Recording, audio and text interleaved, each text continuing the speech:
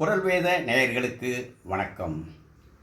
நேயர்களே, இன்றைய சவாலோ சவால் இந்த தலைப்பிற்கு உரிய குரல், மண்ணோடு இயைந்த மரத்தனையர் கண்ணோடு இயைந்து கண் ஓடாதவர். கண்ணோட்ட அதிகாரத்தில் அமைந்த குரல். இதனுடைய கருத்து என்னன்னா, கண்ணோட்டம் இல்லாதவர் மண்ணோடு இயைந்த மரத்தனையர், மண்ணோடு பொருந்திய மரத்தை ஒப்பர் அப்படின்னு தான் எல்லாரும் பொருள் சொல்லியிருக்காங்க. இதில் பரிமேலழகர் என்ன சொல்கிறாருன்னா, இயக்கமில்லாத மரத்தை ஒப்பர், இயக்கமில்லாத மரத்தை ஒப்பருங்கிறார். மணக்குடவர் என்ன சொல்கிறாருன்னா, சுதை மண்ணில் பொருத்தப்பட்ட மரப்பாவை ஒப்பர் அப்படிங்கிறார். சுதை மண்ணால்னா அந்த மரப்பாயை பாவையை அந்த மண் சுண்ணாம்பு சேர்ந்த மண்ணில் ஃபிட் பண்ணி வைப்பாங்க. அந்த மரப்பாவை ஒப்பர் அப்படிங்கிறார். காளிங்கர் என்ன சொல்கிறாருன்னா, மண்ணிலே வரைந்த கற்பகுதிர்னு சொல்கிறார். நான் எல்லாரும் உரையை எடுத்து பார்த்தேன், ஆனால் இது எல்லாம் சரியான உரை அல்ல. அது எனக்கு நல்ல தெளிவாக தெரியுது. அப்படின்னா இதில் என்னதான் கருத்து? இதெல்லாம் ஒப்புக்கொள்ள முடியாத பொருள் அல்ல. என்னதான் கருத்து? இந்த 7 சிறிய திரும்ப திரும்ப அகராதியோடு ஒப்பிட்டு பார்த்தேன். அகராதியில் உள்ள சொற்களோடு ஒப்பிட்டு பார்த்தேன்.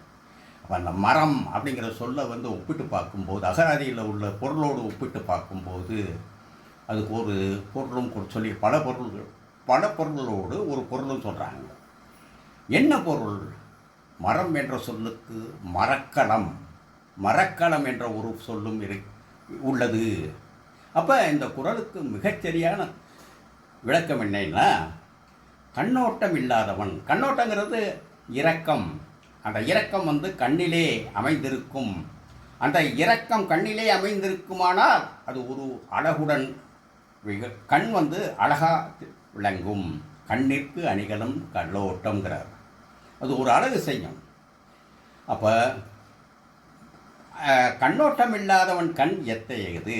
கண்ணிலே கண்ணோட்டம் இல்லை. கண்ணோடு பொருந்தி இருக்கிறான், ஆனால் அந்த கண்ணிலே கண்ணோட்டம் இல்லை.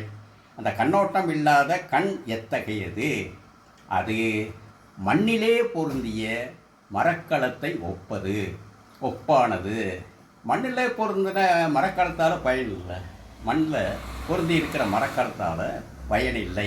அதுபோல் கண்ணோட்டம் இல்லாத கண்ணினால் பயனில்லை. இதுதான் கருத்து.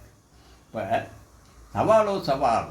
என்ன சவால் விடுக்கிறேன்னா, மரம் என்ற சொல்லுக்கு மரக்கலம் என்று இன்றளவும் ஒருவரேனும் பொருள் கண்டிருப்பார். ஆனால் எனக்கு சொல்லுங்க, நான் இந்த சவாலோ சவால் திருக்குறள்ங்கிற ஒரு வார்த்தையை என் வாயிலிருந்து வராது.